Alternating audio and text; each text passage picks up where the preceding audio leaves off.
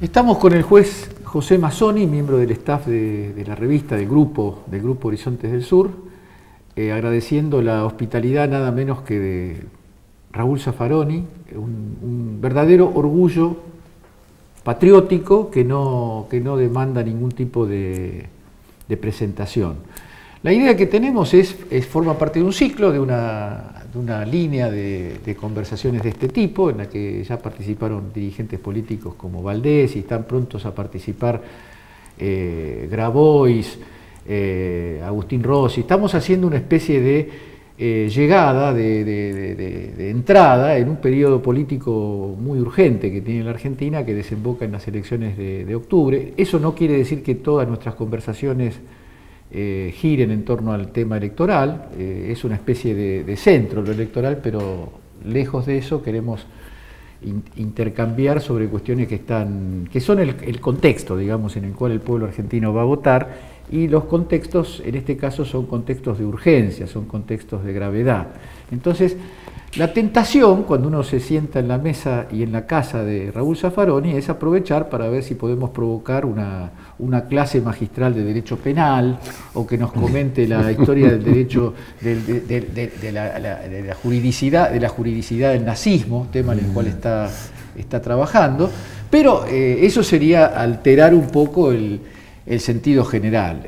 Yo creo que siempre hablando con Raúl y con José, los temas van enhebrando una conversación que va y viene sobre los temas que a todos nos preocupan. Así que yo, para dar el puntapié inicial, estoy un poco impresionado, un poco sacudido por ciertas definiciones que estoy empezando a escuchar de Raúl y de gente como Julio Mayer, gente de la mejor tradición del derecho argentino, y además gente con un compromiso político democrático muy fuerte.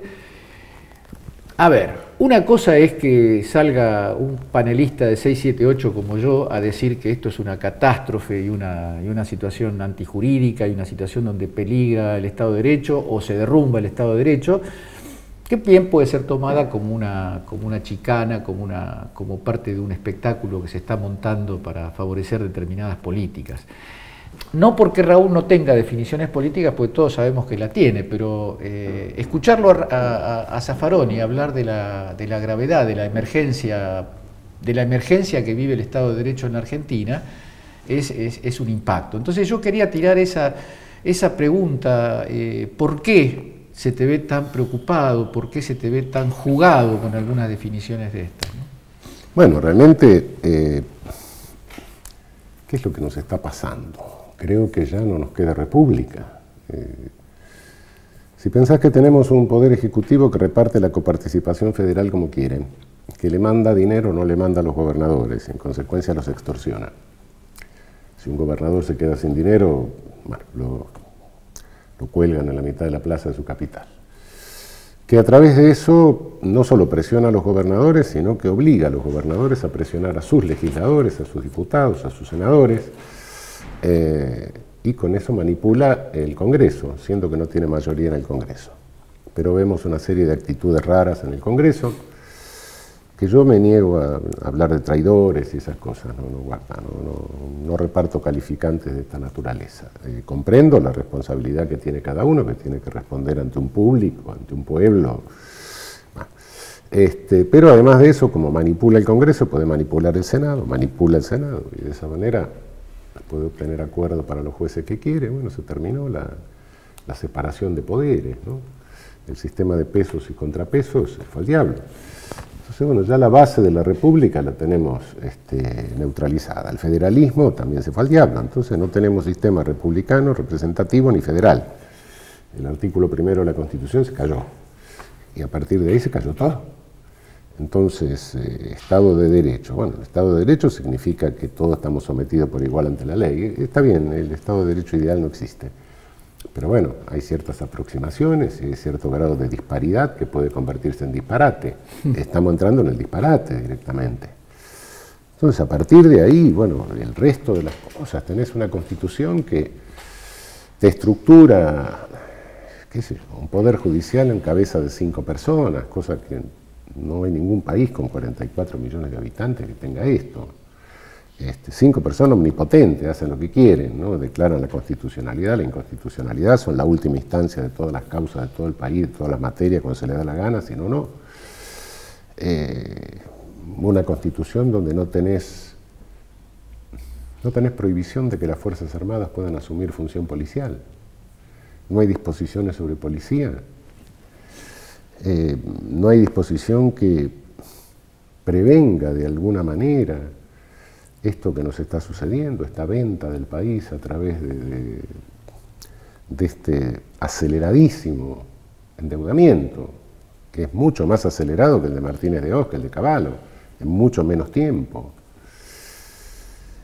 No tenemos una constitución que nos garantice un pluralismo de medios. Bueno, el medio único, la creación de realidad única, no es propio de ninguna democracia, es propio de autoritarismo, de totalitarismo. A mí no me importa si lo hace Hitler, Mussolini, Stalin, Clarín, Regi Globo, o Azteca, o Televisa. Bueno, la realidad es esa. Entonces, bueno, estamos pensando que sí, hemos tocado fondo. Estamos en una crisis seria y sí, se puede ganar una elección, se puede perder. Sí, podemos ganar, fenómeno, vamos con el bombo, todos contentos, ganamos, y al día siguiente vamos a tener el mismo problema. Esto es un problema de tipo institucional lo que estamos teniendo. Hay una base, problema político, por supuesto, pero tiene una base institucional, nos está fallando la base institucional, ¿no? Raúl, yo coincido totalmente acerca de lo afectada que está la República y por ende la democracia. El avance contra las instituciones durante el último periodo ha sido tremendo, así como yo valoraba que entre 2003, es decir, desde 1983 en adelante se fue avanzando, poco a poco se fue avanzando. En los últimos años, hasta 2015, hubo avances bastante importantes, pero a partir del diciembre de 2015 realmente el retroceso es tremendo. Y a una velocidad increíble. Ya a esta altura yo coincido contigo que no tenemos república y que la reforma de la Constitución es absolutamente imprescindible.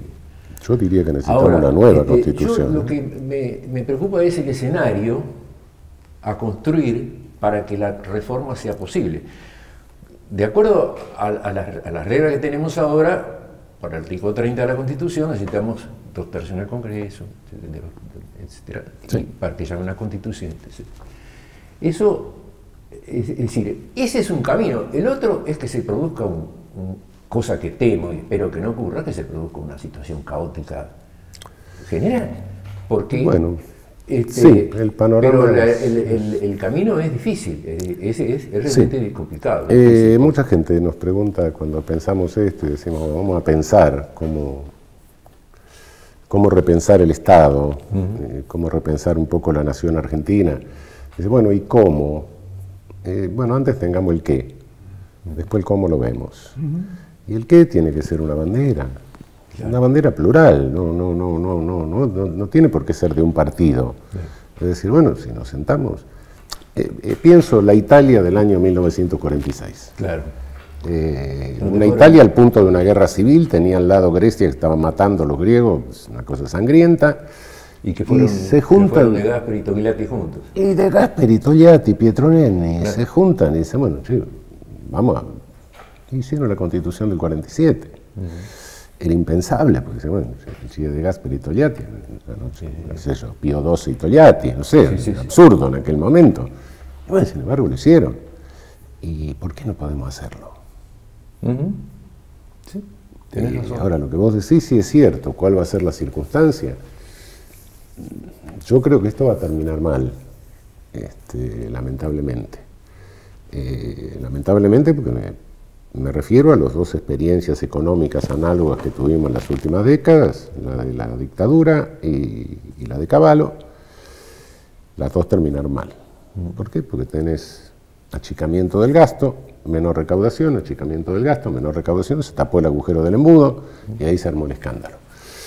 Y en los dos casos, al terminar se hicieron locuras, ¿no? Uno la guerra de Malvinas y el otro el estado de sitio y lo que pasó en Plaza de Mayo.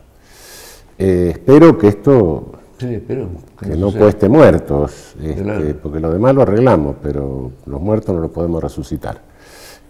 Pero que esto no termina bien, ¿no? Eso, la experiencia, las dos experiencias recientes, tan recientes, pero de las últimas décadas nos muestran eso, ¿no? Bueno, en ese momento creo, pero que eso que vos decís, el caos, sí, va a ser el caos, pero el caos se organiza, ¿no? Sí. Es inestable. Sí, sí. Y en ese momento, bueno, que haya un sentido común, que diga, bueno, sentémonos un poco a ver cómo seguimos y qué regla fijamos para adelante, ¿no? Y en el primero de los dos caminos, que él es el que yo preconizo con toda fuerza, que es el de la institucionalidad y que no tengamos que llegar a arreglar un caos. No, pero cuando te hablo de caos no te hablo de que tengamos que llegar a una ruptura constitucional, sino que en medio del caos digamos, bueno, siéntense los legisladores, empiecen a pensar y con las mayorías necesarias se haga la reforma. Sí. Después de todo, salimos de situaciones caóticas como el 2001 sin romper la continuidad constitucional. Sí. Bueno, Y en ese terreno, ¿qué te parece el grado de influencia que pueden tener los organismos internacionales? Concretamente, lo que, bueno, recién fuimos tanto al grupo de trabajo de la ONU como al Comité de Derechos Humanos de Naciones Unidas, de Derechos Humanos de América. ¿Puede eso también que lo convirtamos en bandera de una nueva, que nos puedan ayudar?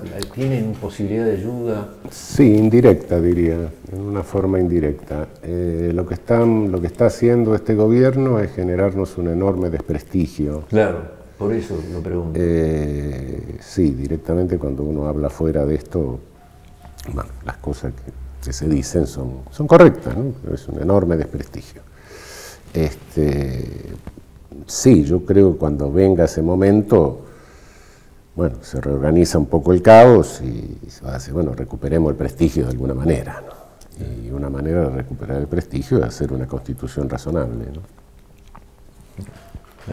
Bien. Raúl, viniendo como venís de una experiencia como la de ser miembro de la Corte Suprema, a la que renunciaste ejerciendo o cumpliendo la ley y la Constitución. Sí, ahora resulta que es constitucional. Ahora parece que sí. lo que dice... Sí, antes no era, ahora es... Yo me acuerdo que Elisa Carrió tenía una teoría que decía que había artículos de la Constitución que eran inconstitucionales. No sé si lo escuchaste eso. Sí, no, pero, lo que pasa es que bailan el tango a la europea, 2 pasos para un lado, 2 pasos para el otro. No se dieron cuenta que el tango se baila con el firulete, como decía la milonga, ¿no? Bueno, el asunto es que a mí me gustaría una reflexión sobre la trayectoria, por supuesto una reflexión sintética, como es todo lo que estamos conversando acá, la trayectoria de la Corte Suprema desde ese gran momento que tuvo con la intervención, con el juicio político a la Corte menemista y la asunción, entre otros, tuya, donde en la ciudadanía argentina, incluso por encima de banderías políticas, relativamente por encima de banderías políticas, apareció una Corte de un prestigio intelectual y moral muy reconocido, digamos. La pregunta sería, ¿qué pasó? No solamente qué pasó con la designación de jueces por decreto que hizo Macri, sino qué pasó, yo te pediría que empieces un poco antes de la gran ruptura que es ese atentado a la Constitución que hizo Macri apenas asumió, de nombrar a 2 jueces, que terminaron finalmente siendo esos 2 jueces, vía el acomodamiento y la extorsión a los gobernadores que recién mencionaba Raúl, una trayectoria de esa corte prestigiosa a este 2x1 y esta situación de incertidumbre sobre lo que va a pasar con los fallos de la corte de acá en adelante, digamos. Bueno, en principio sí, fuimos 7 que estuvimos unos años, por casualidad, por coyuntura política, éramos 7 sujetos interesantes, porque cada uno de nosotros corría para su lado, tenía su propia biografía, su experiencia, su especialidad distinta, su experiencia de vida. Y bueno, hubo años que nos llevamos bien, hasta que entró los intereses de Clarín, ahí empezó a resquebrajarse algo. Y bueno, después tuvimos la desgracia de perder dos ministros en un año. Ahí ya la corte quedó bastante desarticulada. Me fui yo, Fait estaba muy grande, se fue. Bueno, se acabó esa corte, se terminó. Y bueno, y ahora pasó esto que ha pasado, ¿no? Que no es solo el 2x1, el 2x1 es lo que generó los 650.000 personas en la calle. Pero si vos tenés en cuenta que se declaró la prescriptibilidad de la reparación de crímenes de lesa humanidad, que eso es desde el punto de vista de nuestros países del sur, cuidado que estamos haciendo una barbaridad, ¿no? En el derecho internacional, y tienen mucho miedo los países centrales de que hablemos de reparación.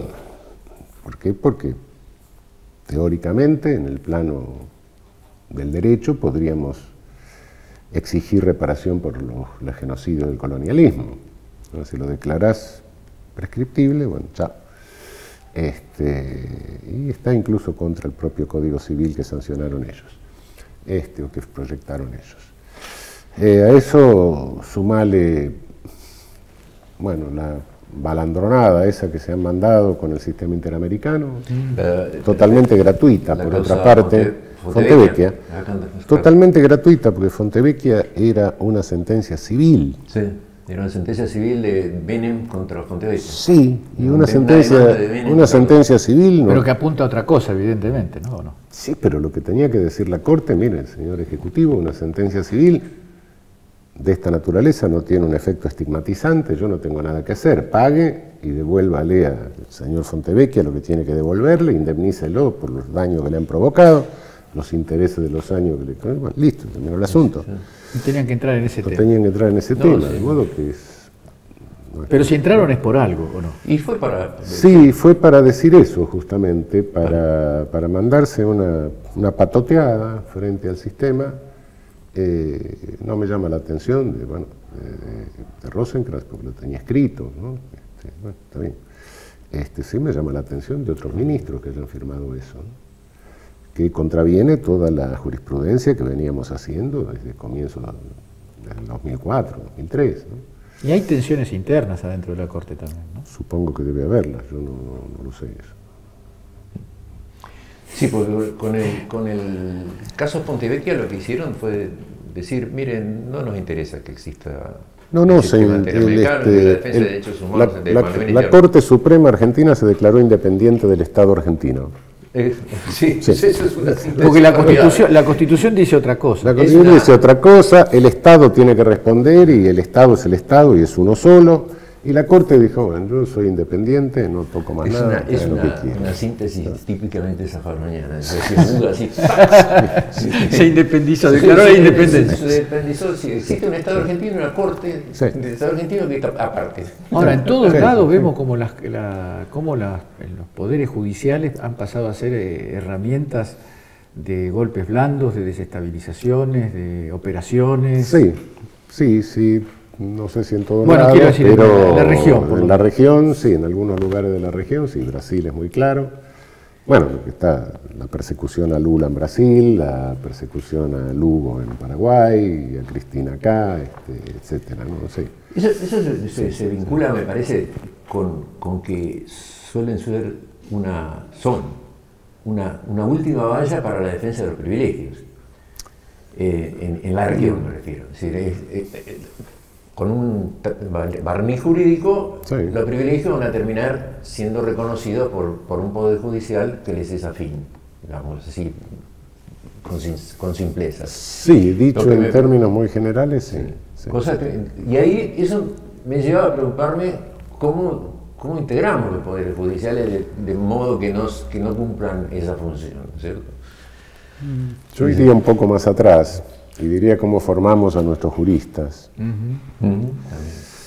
Hay una cuestión peligrosa que nos viene de Europa, de la Unión Europea, que es el llamado Plan Bolonia. El Plan Bolonia es un plan de la Unión Europea para quitar, bueno, en el aspecto jurídico, de formación de juristas, para quitar todas las materias que no sean estrictamente jurídicas. Es decir, eliminar todo lo que sea sociología, historia, filosofía del derecho, etc. Es decir, formar tecnócratas que sirvan como buenos prácticos para las corporaciones transnacionales y punto. Nosotros creo que tenemos que hacer la inversa, tenemos que reforzar todo lo otro. ¿Está influenciando eso acá, en las universidades? Sí, no te lo podría decir en qué extensión, porque bueno, una cosa son las nacionales, después tenemos muchas privadas, etcétera, ¿no? Pero sí, tenemos que tener mucho cuidado en eso. Lo que es seguro es que van a avanzar en ese sentido. Van a avanzar en ese sentido. Así sí. que, sí. No, es un aporte muy importante el que estás haciendo, porque sí. Es decir, yo desconocía, no sé hasta qué punto conoce el ambiente académico nuestro, de la existencia de toda una... Sí, es más o menos conocido lo del Plan Bolonia. No se habla mucho, pero sí se conoce. Bueno, conocido, quiero decir, en tomarlo. Sí. Como algo serio que hay que... La presión sobre el mundo académico, científico, social, científico en general es muy grande. Digo, una presión de orden colonialista, ¿no? Es decir, una formación... Por supuesto. Formación de cuadros para intereses que no son justamente los de la soberanía nacional, ¿o no? Sí, de eso no te quepa la menor duda, sí. Esto del derecho, porque un tecnócrata, ya la palabra tecnócrata no pega con ninguna cuestión de orden humanístico, digamos, ¿no? Pero en el derecho es un riesgo... No, pero en el derecho es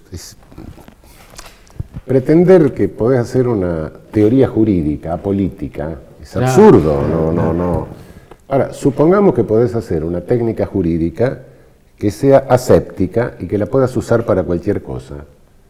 Yo preferiría dedicarme a otra cosa si pasa eso. Una técnica jurídica que la puedo usar para una democracia, la puedo usar para un genocidio. ¿Qué porquería estoy haciendo? No, desde un punto de vista ético, ¿no? Diría, no. Sí, el Plan Bolonia tampoco es apolítico, ¿no? No, claro que no. Claro. Es tan utópico que en general uno cuando escucha no hagamos política quiere decir que se está haciendo una política que no quieren explicitar. Y es como decía Perón, si la política no la hace uno, te la hace otro. Es inevitable, no. ¿Y cómo ves el futuro inmediato? Ya hablaste de la perspectiva de cómo termina esto, pero incorporaría un elemento de... para yo la bola de López Rega no la tengo. No. Me refiero, al contrario, justamente al contrario. Como no tenemos la bola de cristal, no tenemos la capacidad de conocer el futuro y sí de vivir el presente. Hay un debate de coyuntura, un debate político de coyuntura y un tipo de definiciones que se avecinan. No son las definiciones, valga la redundancia, las definiciones definitivas, pero lo que pase de acá a octubre y lo que pase en octubre va a ir dando una coloratura de la política argentina, seguramente por un periodo no pequeño, ¿no? Entonces, ¿cómo ves lo que está pasando en el mundo en el mundo preelectoral, en el oficialismo, en la oposición? ¿Qué deseo o qué voluntad tenés vos en relación a cómo sería mejor pararse frente a las elecciones para condicionar, para evitar que este rumbo que ya hemos caracterizado se profundice, digamos, ¿no? Bueno, creo que la unidad en la oposición sería importante, ¿no? Sobre todo la unidad del PJ. Pero bueno, eso depende, hay superación de mezquindades y toda una cantidad de cosas, algunas que son comprensibles, ¿no? No por esto la estoy condenando. Obviamente que todo el que hace política tiene una cierta vocación de poder, ¿no? Quiere estar en la lista, quiere estar acá, quiere estar allá. Sí, bueno, pero creo que eso hay que controlarlo en alguna medida, porque bueno, es una situación... no estamos peleando por obtener un gobierno. No estamos peleando contra un partido en una alternativa, en una alternancia. Una alternancia se podía hacer con Alfonsín, pero una alternancia no la podés hacer con Morales. Eso no es alternancia. Eso es el cambio de régimen, digamos. Un cambio de régimen. ¿Y qué régimen tenemos? Tenemos un virreinato modelo siglo XXI. Sí, claro, no tenemos rey de España no, por supuesto. Es peor. Tampoco tenemos la oligarquía nuestra con los ingleses, tampoco tenemos la dictadura militar que cuando ya no estaba la oligarquía le hicieron la cabeza con la seguridad nacional a nuestros oficiales. No, ahora tenemos el capital financiero ocupando la política. Es decir, esta es una etapa más avanzada del colonialismo. Bueno, tomar conciencia que tenemos eso enfrente, ¿no? Y eso no es un fenómeno nuestro, no, tendrá los datos folclóricos nuestros, pero es un fenómeno mundial. Y para transitar esta etapa de capital financiero mundial, yo creo que estamos navegando con un bote agujereado en lo institucional, cuando necesitamos una lancha acorazada, ¿no? Sí. En la construcción de esa unidad fuerte, amplia, a mí se me ocurre que algo que tenemos que levantar como bandera también, además de la reforma de la Constitución, pero instrumental a todo eso, ¿no? Algo que es medida tuya y que duele mucho porque pega muy fuerte, o debería pegar muy fuerte, si se consigue lograr la subjetividad suficiente, que es lo del genocidio por goteo. Sí. Contanos un poco sobre, explícanos un poco por tu boca de qué se trata. Cuando nos cuentan la historia de los derechos humanos desde el centro, Europa, Estados Unidos, etc., empiezan con que fueron derechos individuales, después sociales, ahora vienen los de tercera generación, otros hablan de la cuarta. En la tercera generación es el derecho al desarrollo progresivo. Ahora, si nosotros nos fijamos en los derechos humanos desde acá, resulta que el derecho al desarrollo ha sido nuestro primer derecho humano, no solo cronológicamente, sino en importancia. Es decir, la primera condición del desarrollo es la independencia, ¿no? De modo que nuestros primeros héroes de derechos humanos fueron nuestros próceres de la independencia. Bien. Hasta hoy tenemos violado nuestro derecho humano al desarrollo progresivo. Ahora, si le echamos un vistazo sobre la región, dejamos un poco que no llevamos la peor parte,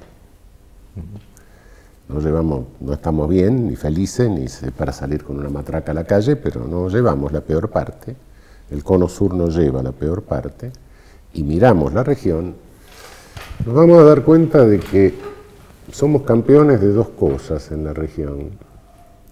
Primero, de los índices de violencia homicida del mundo. Y segundo, de los coeficientes de Gini mundiales. Tenemos coeficientes de Gini más altos que África. África es más pobre, pero es menos desigual. Tiene menos oligarquía. Bueno, nosotros tenemos, no sé si mirás, Brasil tiene 29 por 100.000 homicidios por año, promedio del país. Algún país de Centroamérica tiene la ciudad con el más alto índice de homicidios del mundo. Y la curva de homicidios y la curva de ingreso per cápita normalmente se cruzan, tienen una relación inversa. Relación que a veces se altera porque hay que ver los coeficientes de Gini, la distribución, ¿no? Pero bueno, esos son homicidios. Ahora, ¿qué otros muertos nos causa el subdesarrollo? nos causa falta de campañas sanitarias suficientes, vacunaciones, etc. Nos causa muertos por selectividad en la atención de la salud, nos causa muertos por fallas de la seguridad laboral, nos causa muertos por inadecuación de nuestros caminos a los vehículos que tenemos. Yo te diría, si sumamos, si fuésemos capaces, de las ciencias sociales alguien se encargase, a esto sumarle los suicidios también, si en las ciencias sociales alguien se encargase de sumar todos esos muertos, veríamos que por año nos estamos echando bastante más que una Hiroshima y Nagasaki en la región. Y eso es un genocidio por goteo, ¿sí? Sí, no, es como que lo vemos, pero bueno, no lo percibimos. ¿Y el lugar del narcotráfico en este punto?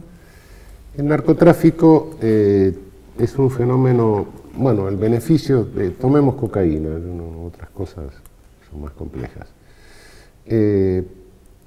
La renta total de la cocaína queda un 30-40% en América Latina y el 60% dentro de Estados Unidos, por la multiplicación del precio free on board hasta el consumidor. Estados Unidos tiene una red de distribución aceitada, no le causa problema eso, a diferencia de la prohibición alcohólica de los 20, donde el tóxico se producía adentro, la competencia por el mercado consumidor se producía adentro, el consumo se producía adentro. Acá no hay una división internacional del trabajo, el tóxico se produce afuera, la competencia por llegar al mercado consumidor se produce afuera. Los muertos, digamos. Los muertos se quedan del Río Bravo para abajo. Claro. También le venden armas a los narcos para que se maten más. Diversificación. Claro, y por otra parte se quedan con el 100% del negocio del reciclaje, de toda la renta, porque también el que se queda acá va a reciclarse allá. Entonces es un negocio perfecto, pero tiene otro aspecto, naturalmente. Si vos tirás, mediante la prohibición haces de cualquier porquería, cuando hay una demanda rígida o en alza, de cualquier basura haces oro. Bueno, y llegaron a la cosa alquímica, ¿no? Fabrican oro de cualquier porquería. Entonces, es el mayor nivel de plusvalía que puede tener una inversión. Sí, no la plusvalía, no es plusvalía sobre el producto, sino sobre el costo de la distribución. Es un servicio lo que tiene plusvalía. El producto es una porquería que es barato. No.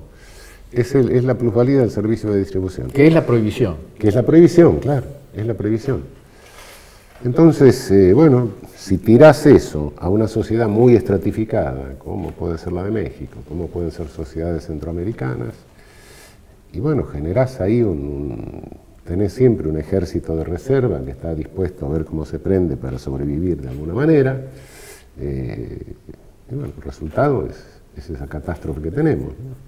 Y además tiene una capacidad de cooptación de fuerzas policiales, de fuerzas políticas. ¿no? Por supuesto, porque sí, llega un momento dado que eso, sí, el volumen de dinero que se maneja para lo que son nuestros magros ingresos y lo de nuestra Fuerza Armada y nuestras policías, etcétera. Sí, claro, ahí no hay nadie que resista eso. Aparte, bueno, si te amenazan con un bombazo de $1 millón, o de lo contrario, con un bombazo de plomo, bueno, qué sé yo, no sé. Te queda mucho. Sí, dentro de los grandes programas, reivindicativos de la región, y en eso también sería tener pensado cómo democratizar el manejo de la droga. Primero hay que decirle a Estados Unidos, mire, pare, dejen de vender armas, claro. Deje de vender armas a los narcos. En segundo término, controlen su reciclaje. Y en tercer término, decirle, mire, si no hacen eso y si no controlan su distribución y su ingreso, nosotros vamos a vender cocaína en la esquina. ¿Y la legalización? Y bueno, sería eso. No, vamos a vender en la esquina, si no. Y ahí se cayó el precio al diablo. Sí, porque en definitiva es lo que, como todo, como siempre, lo que corrompe es el dinero, como ya lo dije, Sí. lo dijo algún filósofo hace un par de Sí. siglos.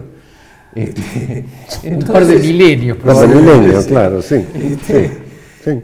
Entonces se trata de que todo ese fenómeno porque bueno, vos seguro lo has leído, Cotado, el hombre desde que es hombre el que consume algún grado Sí. de alucinógeno, alguna estupefaciente, Algún vinito que también- No, hay gente que dice, no, bueno, porque si se vende cocaína en la esquina, qué sé yo, ¿y qué va a pasar?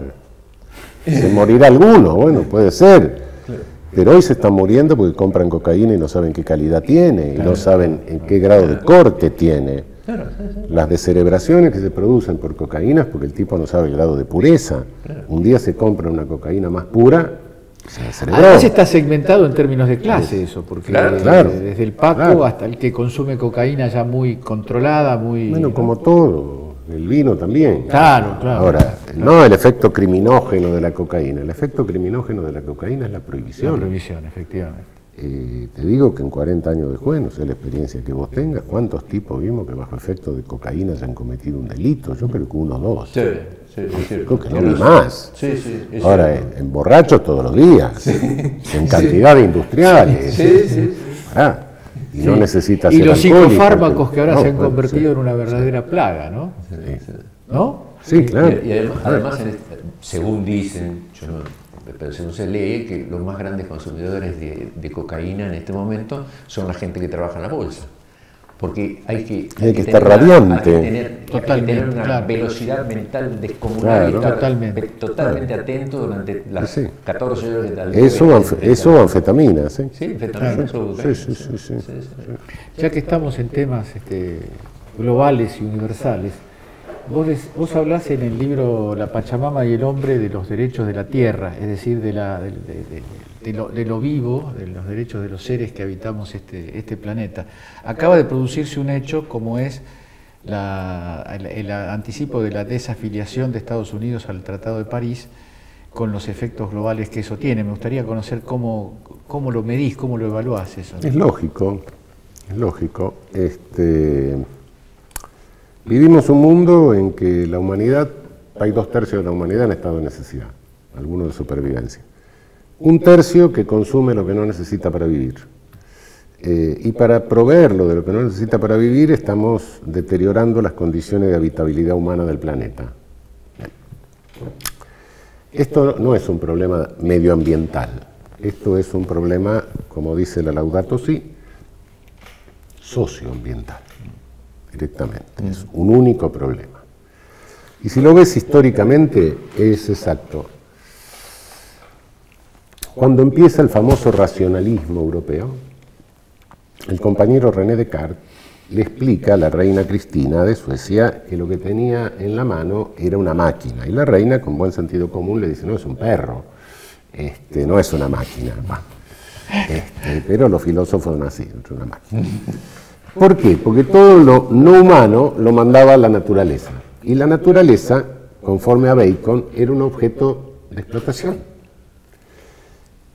Claro, pero no mandaba a la naturaleza el racionalismo europeo, el gran racionalismo europeo, solo a los animales, sino también mandaba a los esclavizados y mandaba a los colonizados. Y si lees al compañero Immanuel Kant, con el cual se llenan la boca todos los liberales, en lo de la paz eterna, Dietrich Friedman, Kant dice que hay pueblos con los cuales no se puede convivir directamente. Que no tienen historia ni pueden... No digamos Hegel, el Hegel, compañero sí, Hegel ya... Es otro amigo va. tuyo, he descubierto que tenés un gran afecto. Sí, tengo un gran afecto por el compañero Hegel. Bueno, llegó un momento en que desde acá tenemos que decir, no, miren, nosotros... Con nosotros no, digamos. Con nosotros no. Nosotros estamos en la vida, somos seres humanos y integramos la naturaleza. Ahora, sin el resto de la naturaleza no podemos vivir. Sí. Dependemos de que exista lo otro.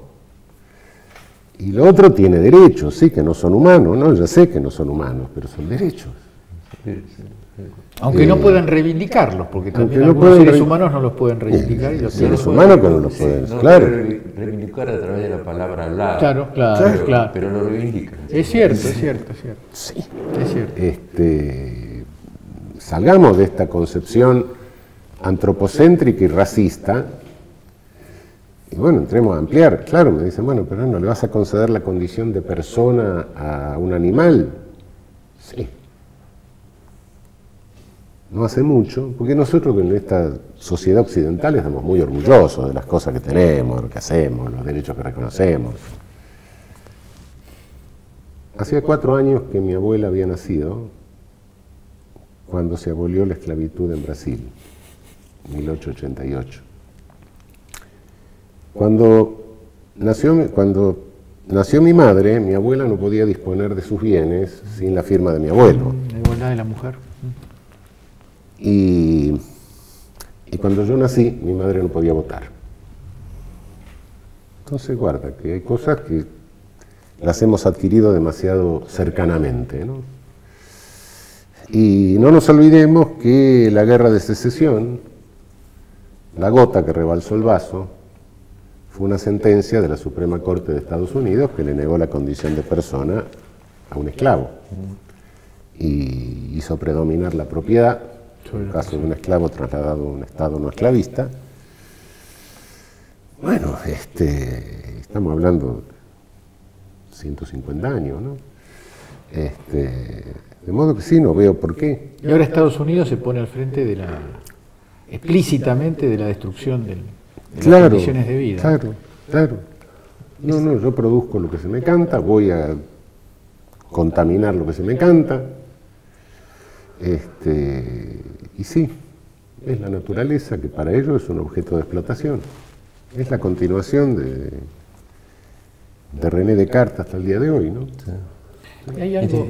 No, iba a decir que es interesante hasta donde me he enterado la postura más o menos en general que tomó la República Popular China con relación a este fenómeno del Trump, que dijo, bueno, nosotros vamos a seguir contaminando, pero hasta que lleguemos al grado de desarrollo que necesitamos, que es tal.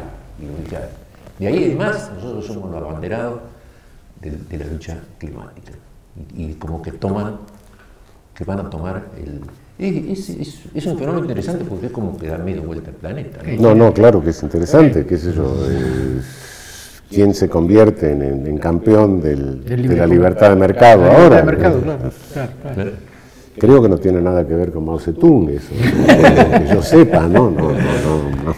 Y también nos podés dejar alguna reflexión sobre el fenómeno Trump en el contexto que vos decís del dominio global del capital financiero y las asperezas del capital financiero con algunas cosas del Estado-Nación, ¿no? Bueno, el capital financiero, naturalmente, el Estado le resulta molesto. Siempre ha habido una relación entre establishment y política, ¿no? En todo momento. Pero este proceso de enorme concentración de capital que desemboca en el capital financiero ha hecho que el capital financiero, las transnacionales, ocupen el lugar de la política. Basta mirar el gabinete que tenemos nosotros, claro, sí. Listo, está claro, ¿no? Surge en el mundo una nueva oligarquía, una nueva aristocracia, digamos, ¿no? Qué sé yo, un 1% de la población mundial resulta que tiene más de la mitad del dinero de toda la población, de toda la humanidad. Todo eso ese fenómeno de concentración va dando por resultado que esta nueva aristocracia se integre con CEOs, ¿no?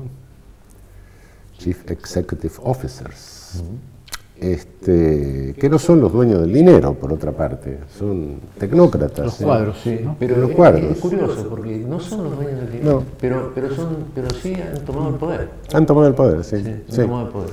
Tomaron el poder a nombre del dinero. A nombre del dinero, sí. Son los vicarios del dinero. Sí. Y pero por eso no se puede negociar con ellos, porque la tarea de ellos es conseguir más renta en el menor tiempo. Entonces con eso rompen todas las barreras éticas, legales, etcétera. Absolutamente no hay nadie. No es Henry Ford. Con Henry Ford te podías sentar y negociar. Bueno, y eso tenía cierto poder el Estado. Claro. Era un hombre útil a la humanidad. Claro. Esto es un desastre. Y Trump interfiere, genera una anomalía en este mecanismo, ¿no? Claro, porque Trump quiere volver a Henry Ford de alguna manera. No sé si tanto, pero bueno, de cualquier manera lo que quiere hacer es reindustrializar Estados Unidos, que se produzca dentro. Está reivindicando capital productivo, Con esto no voy a salir yo con un cartel a la calle "Viva Trump", no, paren, ¿no? Porque, Y como escuché por ahí que Trump es peronista tampoco. claro, no. Además me parece imposible, no sé, modestamente desde mi lugar me parece imposible relocalizar la industria norteamericana en Estados Unidos. Sí, me parece muy difícil. Muy difícil. Lo que sí hay, según algunos analistas, expertos, hay como en ciernes la apertura de un nuevo ciclo del capitalismo menos dominada excluyentemente por el capital financiero, y China puede ser portador nacional, hasta donde se puede ser portador nacional, porque ya la globalización ha eliminado un poco esa centralidad. Pero Trump es una interferencia y también un síntoma, ¿no, Raúl? Como también sucede con las derechas nacionalistas. Yo creo que europeas. sí, de alguna manera es un movimiento nacionalista, con características particulares, no. Pero sí, lo cierto es que hay una contradicción entre lo que él propone y el capital financiero transnacional, eso es claro. Y me temo que por esa contradicción pueda no llegar a terminar mandatos. Aparenta tener menos fuerza que el capital. Sí, la ejemplar democracia de Estados Unidos tiene métodos para reemplazar presidentes. Sí, algunos un poco drásticos. Sí, algunos un poco drásticos. Sí. Así que, y nosotros estamos en un lugar en esta geopolítica y en estos problemas bruscamente modificado, ¿no? Bruscamente no establece una idealización de los años anteriores, pero es brusco el cambio, ¿no? Bueno, hubo otros regionales. Pensá en los años 50, 54, suicidio de Vargas. Se termina la era de los generales en México, empieza la de los licenciados, el giro que da el Movimiento Nacional Revolucionario boliviano. Invasión a Guatemala, derrocan a Arbenz, ponen la dictadura de Castillo Armas y bueno, y bombardean la Plaza de Mayo y tenemos el 55 nuestro. Esa barbaridad ha sido la primera capital bombardeada desde el aire de toda América. Bueno, fue una ola sobre el continente y bueno, salimos, qué sé yo, bien, mal, en fin. Todas estas cosas cuestan desgraciadamente muchas vidas humanas, ¿no? Pero se termina saliendo. Se termina saliendo. Espero que esta cueste menos. Creo que no en vano han pasado 60 años desde aquello. Y bueno, tenemos que pensar qué vamos a hacer después. Salir o no salir. Los pueblos se mueven, no se quedan quietos. Nadie se queda en la puerta de una villa miseria esperando que lo bajen. No. Se requieren ideas. Bueno, sí, conducción, sí, la conducción, pero hay que dar ideas para la conducción y bueno, empecemos a pensar qué vamos a hacer para salir del pozo.